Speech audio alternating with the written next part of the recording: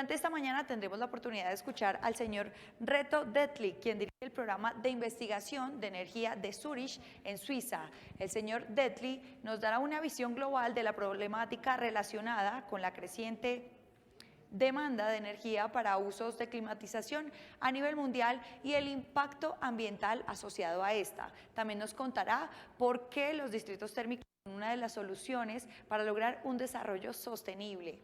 Posteriormente tendremos dos interesantes paneles con expertos nacionales e internacionales para hablar de los avances y los desafíos para la implementación de los distritos térmicos en Colombia y Latinoamérica. Les recordamos a nuestros asistentes que en nuestra plataforma virtual tendremos todas nuestras conferencias e intervenciones y ustedes las pueden escuchar de manera simultánea en su idioma original o ingresando a la otra sala con traducción simultánea. Igualmente a nuestros asistentes presenciales recordarles que cuentan con un dispositivo de traducción que está siendo entregado al ingreso de nuestro salón. Y para finalizar, pues tendremos un espacio para responder todas sus preguntas. A las personas conectadas por la plataforma virtual, los invitamos a que escriban esas preguntas a través de nuestro chat. Y a los asistentes que están aquí de manera presencial, los invitamos a escribir sus preguntas en los formatos que les han sido entregados. El señor Dettli es ingeniero mecánico de la Escuela Politécnica Federal de Zurich y tiene un MBA en ciencias de la misma universidad. Es cofundador de eConcept AG y ha trabajado para la compañía desde 1994. Su trabajo gira en torno a la economía de la energía y las políticas climáticas.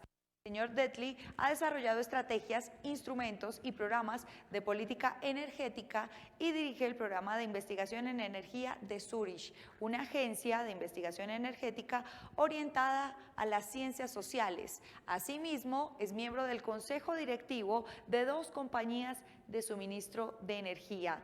Damos la bienvenida con un fuerte aplauso al señor Reto Dettli, quien presentará su conferencia inaugural Ciudades Sostenibles y Distritos Energéticos.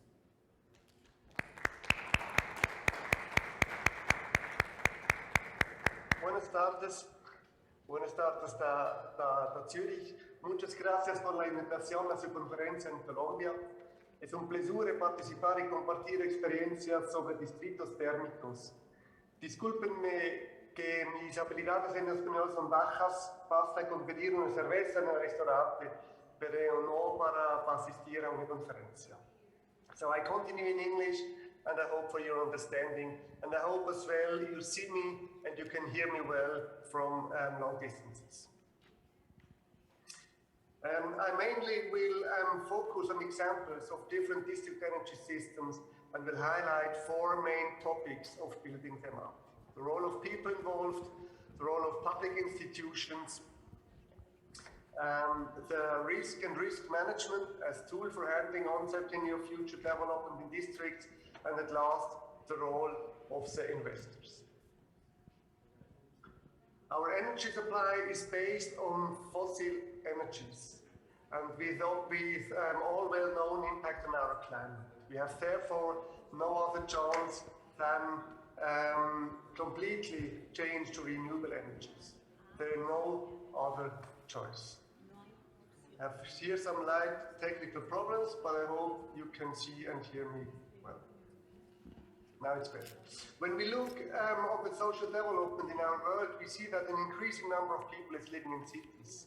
Signora Büsser already highlighted this topic that towards 2050, almost 70% of the worldwide population is living in cities, and I think in Colombia even maybe more. Additionally, the needs of companies increasing as well as the temperature. This mixture will lead to a boosting demand of cooling worldwide. Photovoltaic is a perfect solution for the energy needed for cooling. Sun and cooling are present normally in the same time. In rural areas, decentralized systems for cooling works excellently. As you see on the picture, the rural place here with a lot of photovoltaic on the roofs works excellently. But in cities, the energy density is much higher and energy efficient technologies for cooling are must. District energy systems are one of the possible solutions. When you go to another topic, the conference in Glasgow just finished, and we all know the importance about reduction of CO2 emissions. Net zero emissions means zero emissions originating from heating and cooling. And as I said, district energy systems are part of the solutions. One additional point, just about so that we have the same understanding on district energy. Distritos Térmicos is a very nice expression, I think, and well characterizing the topic. In German, we have expressions as a district heating or better thermal networks. Before we discuss about the best translation, let me just characterize. The definition is simple. An area with shared thermal sources. One or more energy production or storage entities are connected with different consumers for thermal services like cooling or heating or hot. And it's not a question about the temperature level of the connected network. This is not defined or restricted. I will show you later examples with a network temperature of more than 100 degrees Celsius. And I will show you as well as example with non-isolated tubes with a temperature on environmental level, for example, water from the lake, which is distributed and then locally used in heat pumps for heating and cooling. And I will show you as well examples where storage of thermal energy is the heart of the thermal network. So when we try to characterize the district energy systems, we have that there are a lot of possibilities on the energy source side, like environmental energy or waste energy from cogeneration, geothermal energy, combustion, for example, of renewable energies from wood. And on the other side, you have the energy demand of cooling residential building or commercial buildings, warm water need, heating needs, high temperature process energy, for example, as well for industries. So there are really lots of possibilities how to make a district energy system from the technical view, depending on the energy source, the energy demand, and then therefore depending on the temperature level, of the time of use, if it's simultaneous or not, and the distance between source and demand. Let's have a look on the local situation in Colombia and in Switzerland. And I think we have quite comparable situations. Energy supply is based on fossil energy. Density of buildings and energy needs are high. But there, of course, there are as well differences. Like, let us think of the financial situations, which is in Switzerland much more comfortable than in Colombia, or the role of public institutions, which is as well different. And when we go a little bit closer and change to daylight, we see additional differences. While in Colombia, I think cooling is one of the most important topics of district energy systems. In Switzerland, it's heating, as we have called, as you see the snow on the picture. But as you know, cooling and heating are somehow twins, as we know from the laws of thermodynamics, where we produce cooling, we have waste heat. So the systems are quite similar and quite close. Let's come to the question about why district energy systems. Why should we build up district energy systems? There are only two reasons, in my opinion, for realizing district energy systems.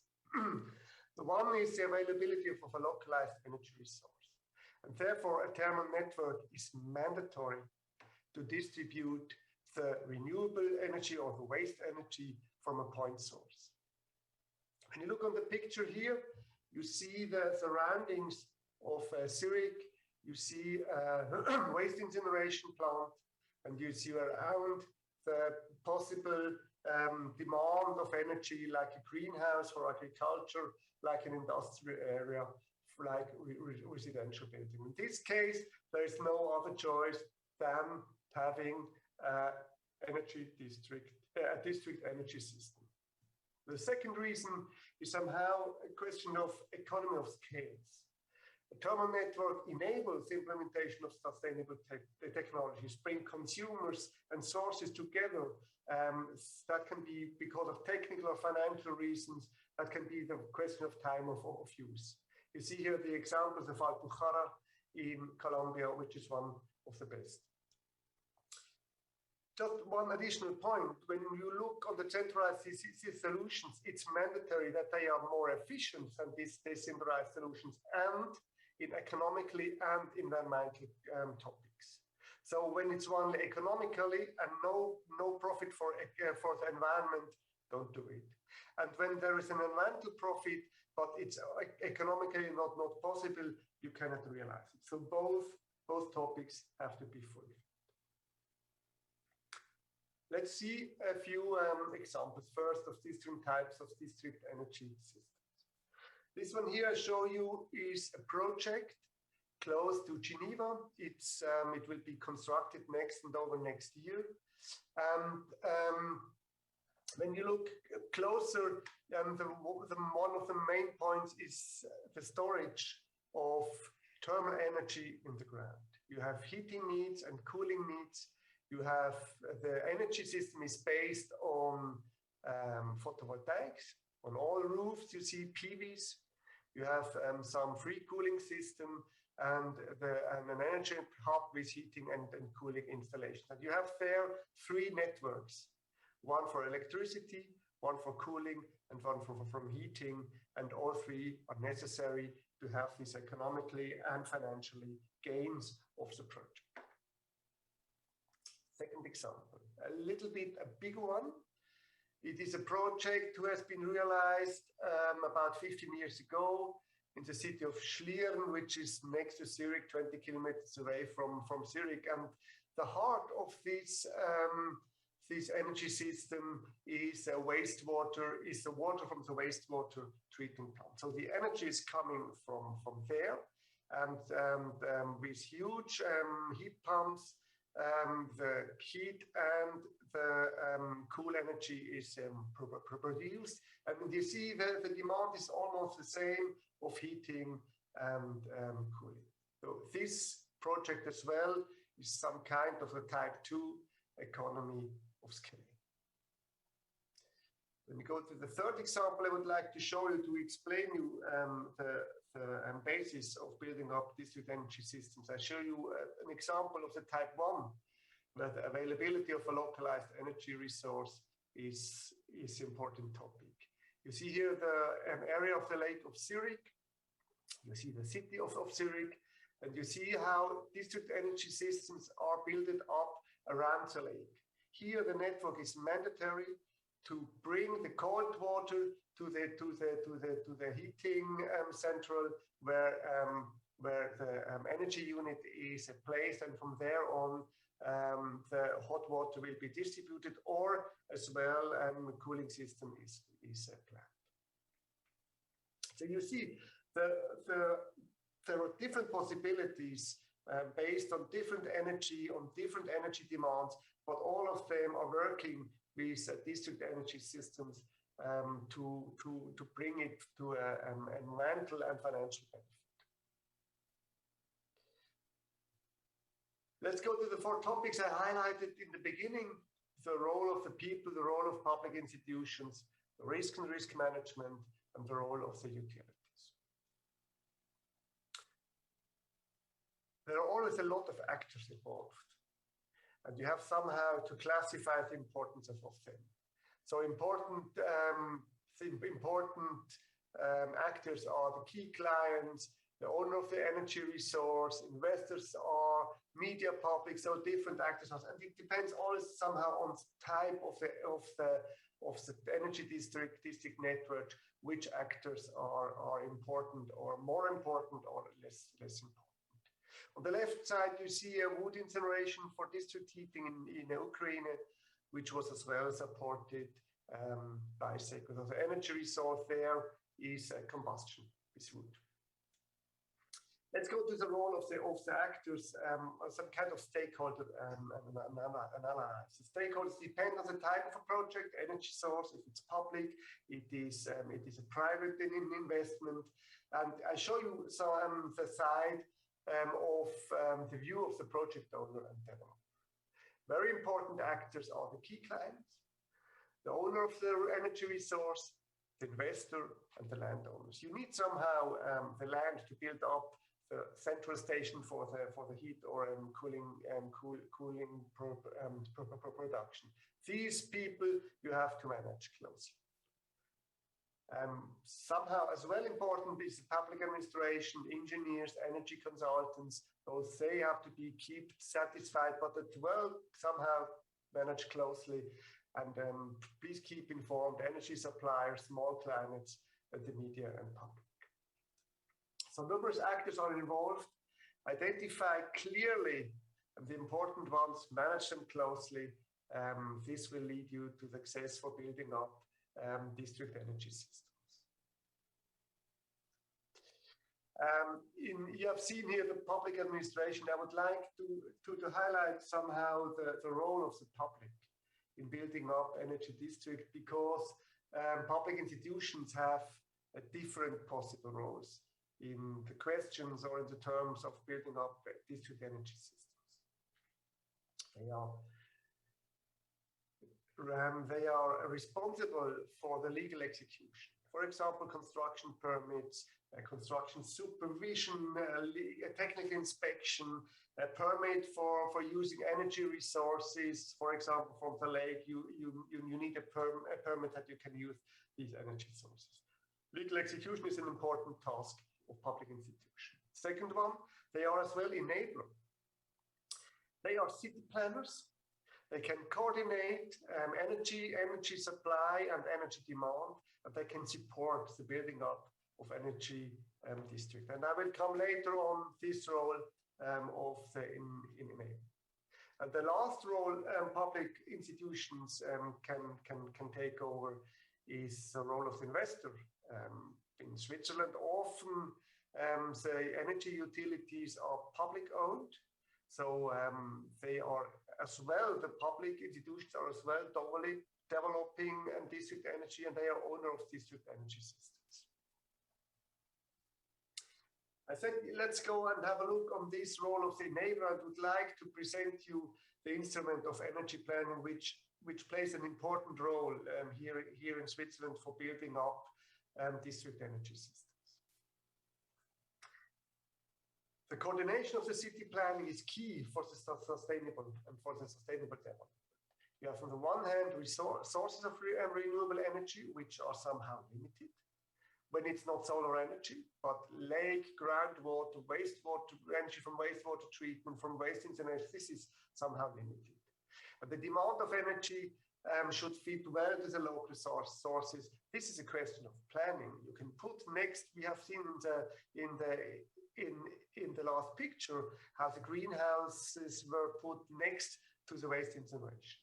So the demand of energy has to fit as best as possible in terms of time of use, temperature level, season, amount of energy, so that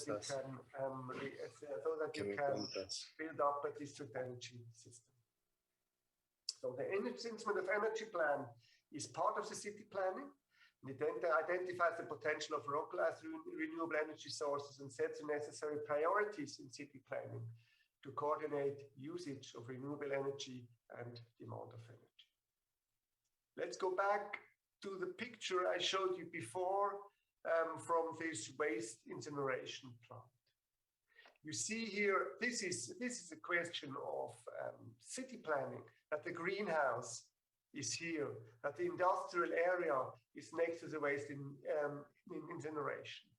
And I have to say, this example is not the best, because first it was building up the waste incineration, then it was a building up of the industrial area, and then a fossil gas network was established.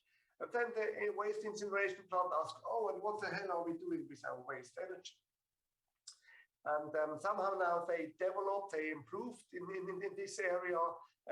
The greenhouse area was allowed to construct greenhouse agriculture, and the industrial area is now step by step connecting to the energy districts from waste energy. And in base of this energy plan, when it's really legally formed in this energy plan, different supporting measures rely on this energy plan, and they are possible. For example, we will see later examples where within the area of district energy systems, the gas supply will be abandoned. There are, in some areas, it is possible to make obligations for the connection to district energy systems. It is possible to include energy requirements in the construction permits, for example, a minimal quota of renewable energies, or as well the connections to the district energy system. It's as well possible to promote energy intensive industry to establish on the place. Why not constructing next to the waste incineration plant a paper mill? Concession for usage of environmental energy, concession for energy supply monopoly in a designed area, and additional construction zone next to energy sources, as we see on the picture with the greenhouse. These are supporting measures, and this is in the hand of the public entities to support the building up of district energy systems. I would like to show you the example of the city of Zurich with the energy plan. The energy plan in Zurich is a basis for achieving the targets of net zero CO2 emissions until 2040. You see on the left side here is the city of Zurich with the lake. You have on both sides of the cities, you have hills, and in between and north of it, you have the building areas of the cities. And we have different sources of energy which support the net zero strategy of the city of Zurich. You have waste incineration, which is this area here, and as well in the future time, this area here will be connected to the waste incineration plant with district energy systems. These are huge systems. You have groundwater in this area here, where the river is. You have the lake water around the lake. You have the possibilities to build up district energy systems based on the lake water. And last but not least, wastewater treatment plant is always at the lowest place of the city. So this is the west of the city of a city. And this energy plan does not only enable the use of localized energy, it has a second important target, and this is it assures the planning certainty for private investors. So they have the planning certainty that people will connect in the future to the district energy system, and this will support or assure the financial stability of the huge investments which are necessary to build up the district energy systems. And the future of district energy systems is always connected to somehow of uncertainty. And we come therefore to the next topic of my introductory words. It's the role of risk and risk management. Investments of district energy systems is really characterized by uncertainty, and on different levels. One is on the energy supply level. You have uncertainty on resources. There are technical challenges. You can lose the waste. You can lose your waste energy source. For example, when waste energy is coming from an industrial plant, and the industrial plant is going bankrupt, you don't have any more of the waste energy. You have uncertainty on the energy price development, and as well energy uncertainty on the technical and economically development of decentralized system. It's possible that in the future decentralized systems are much cheaper, or economically and from environmental view cheaper and better than a decentralized system. This is a risk. You have a network, which is, I think most of it is somehow a financial risk, because you have long duration of the thermal networks. Here in Switzerland, we work mostly with duration of about 50 years. The third topic, the energy demand. As well, here there are some uncertainties, loss of key clients, new technology, decreasing demand. So how to manage with this uncertainty? Because energy district systems are not only from an environmental view a good investment, it's as well from financial.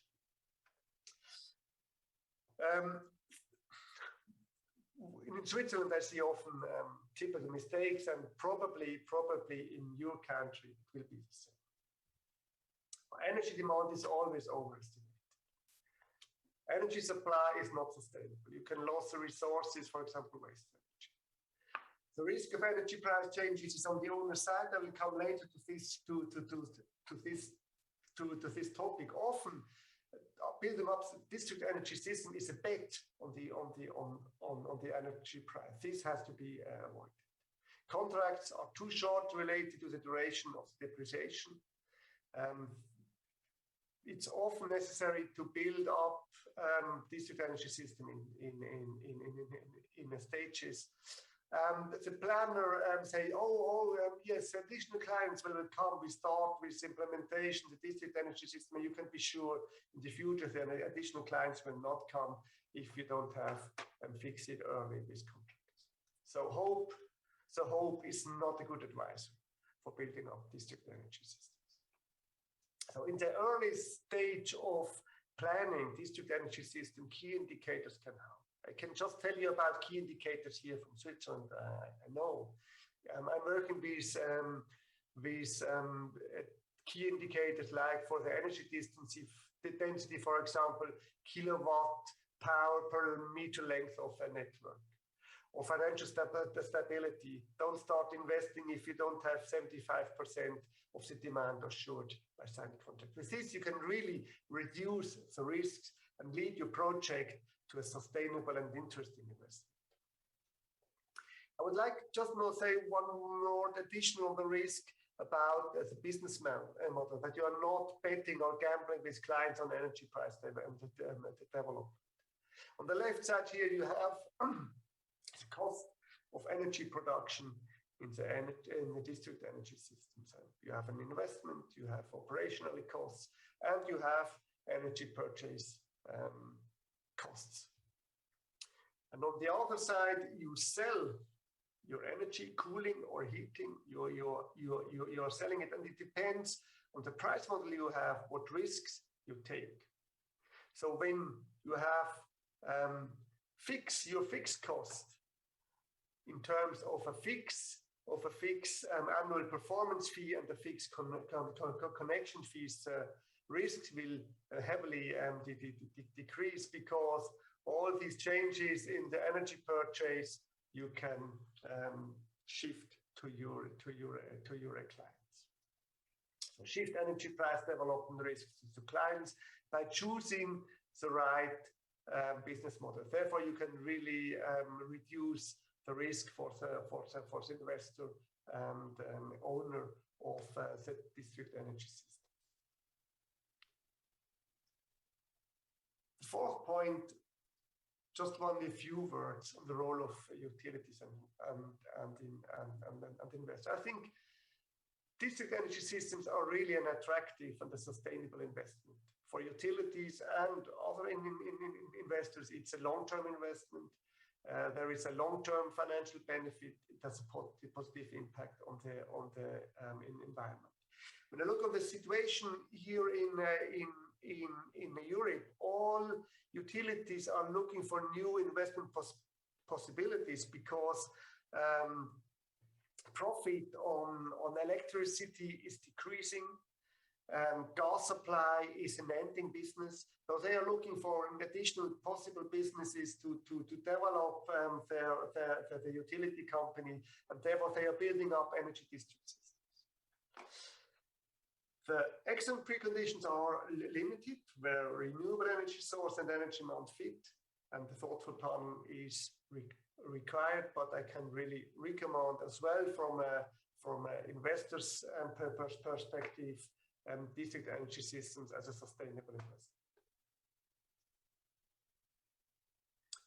After all these explanations, I would like to show you just a few additional examples, good practices, district energy systems for heating and cooling, and I took examples with always a good part of a cooling, that it fits the most possible to your local context. This project, this district energy system is in Rotkreuz. This is a city between Zurich and Lucerne. About 20,000 inhabitants are living in this area. And this area was built up in an industrial zone of oxygen plant. Because of this, it's called Sauerstoff. This means oxygen. And it was a target to build up a completely CO2-free heating and cooling system of a new district. There are mainly residential buildings, but there are as well commercial buildings. The source of the energy is PV. You see on all roofs, you see PV installations here and everywhere. On all buildings, there are PV installations. And the second source is the environment, the air, for the cooling systems. It is a low temperature network. Heat pumps are the key of it. The main heart of this system is the storage of energy in the ground with this geothermal field.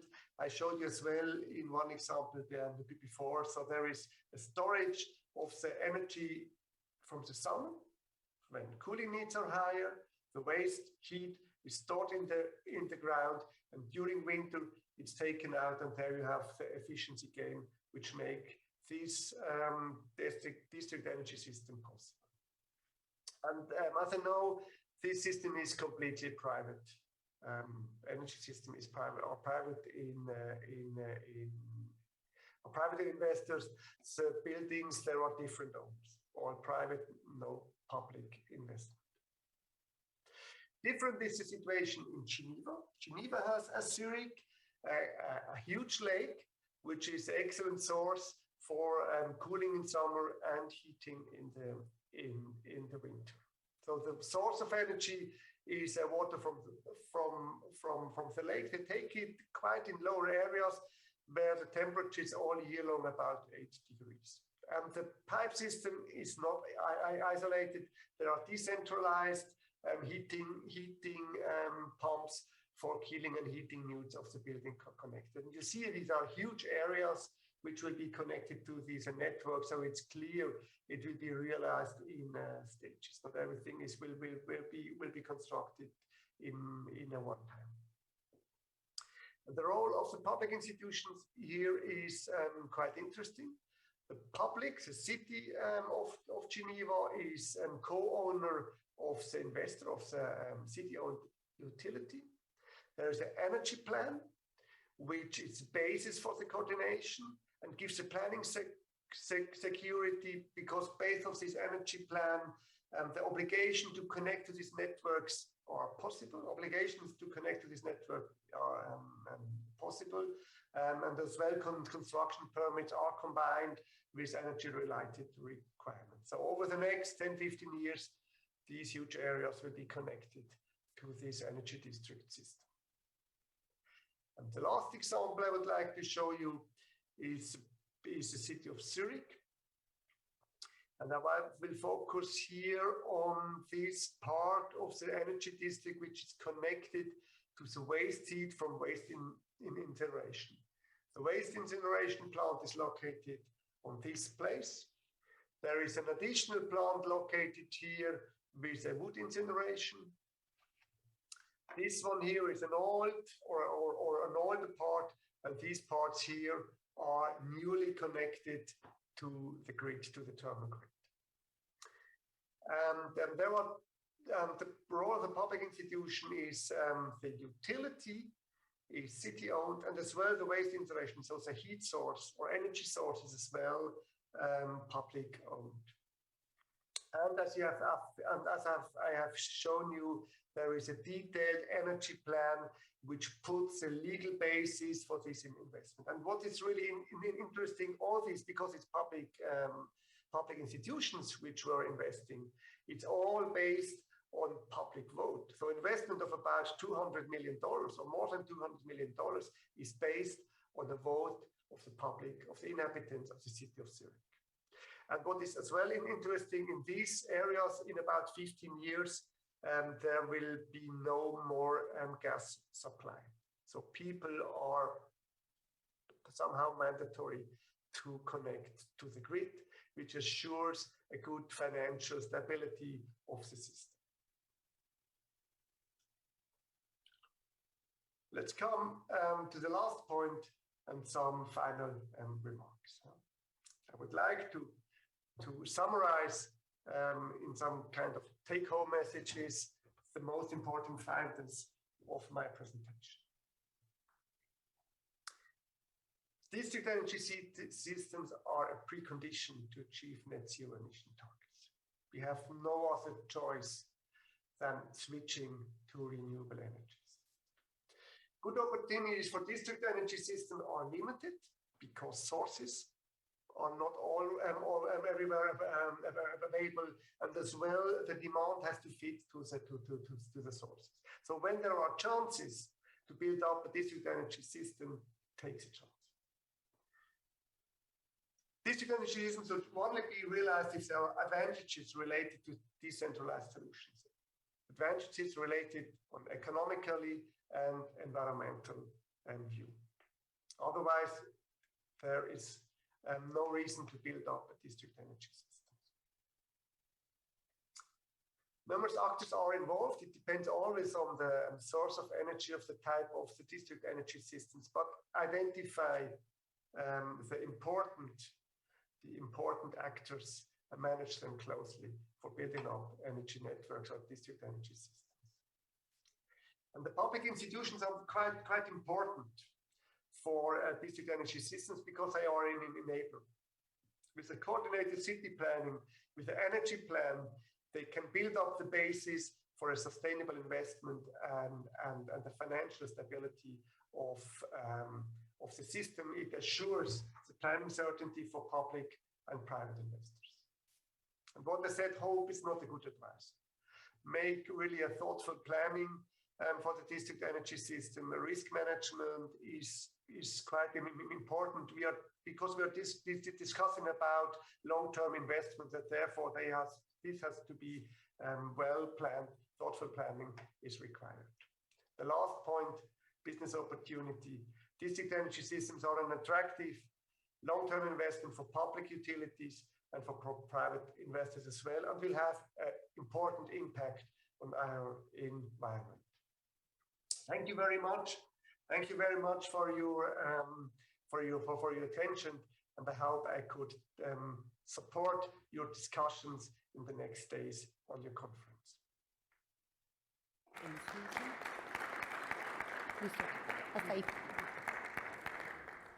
Hola, hola, hola. Bueno, perfecto. Llegó el momento de las preguntas. Ustedes sabían que podían hacerla de manera aquí presencial, escrita en nuestros formatos, y de manera virtual tenemos algunas preguntas que ya nos han enviado. Ahí tenemos al señor Reto Dettli, con anticipación. Muchísimas gracias por esta presentación y vamos a hacerle unas preguntas. La primera que tengo aquí es, ¿cuál es la mejor manera de realizar predicciones de demanda térmica y con base en ella planificar la generación de frío y las fuentes primarias de energía usadas para producirla? I hope I understood you correctly. I think it was the question about the energy source of the wastewater treatment plant. And this is with the heat pumps. There are excellent preconditions. The temperature is all year long around about 12 degrees. So cooling and heating is possible with this source. But I'm not sure if I really understood the question correctly. Sí, tenemos una And if pregunta not, más. I ask you please to help me. Bien, vamos con una segunda. ¿Es conveniente para los distritos térmicos promover diferentes escalas de precio de energía eléctrica y térmica en función del horario de consumo? ¿Existen experiencias en Europa? The question is if there should be different rates of energy consumption at the different times of the day. Can you please repeat the question? I did not understand the ¿Se puede repetir translation. la pregunta? Vamos a repetir la pregunta un poquito más despacio para la traducción. ¿Es conveniente? So in English. Okay. So in English. Únicamente En English, okay. Translate. The question is if you advise that there should be different rates in the price of energy according to the hours of consumption.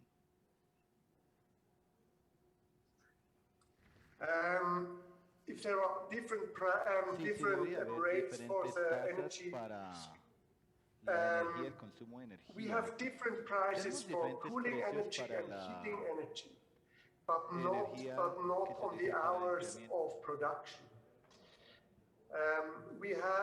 What we recommend is really to have a business model with three components, with a fixed fee when you're connecting, with a fixed fee depending on the maximum or on the power you have been connecting, and the rest is just the energy and not when the energy will be used. Bien, ahí escuchábamos tres de las compañías que son fuente de ejemplo en Europa. Vamos con una cuarta pregunta.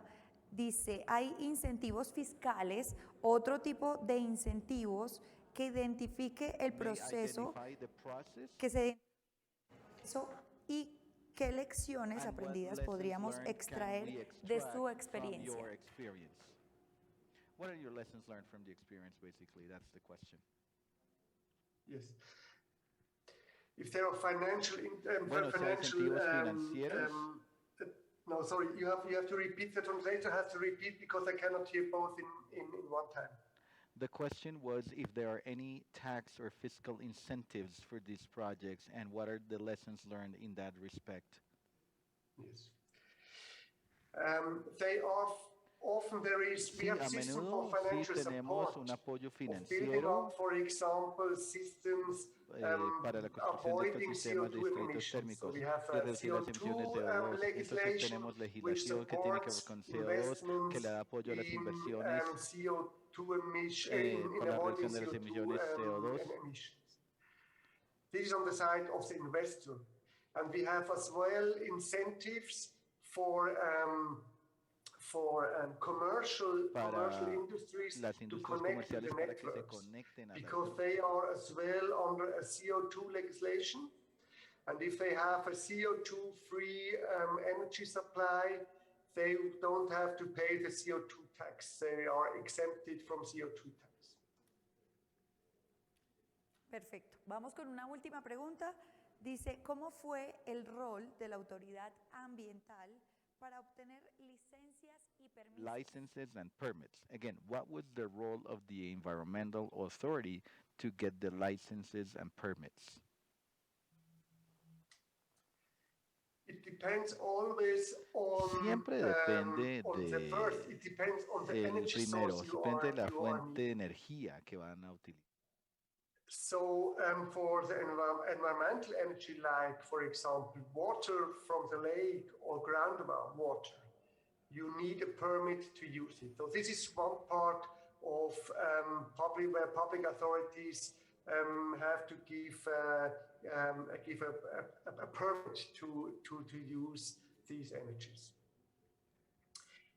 The second is for financial stability of the network.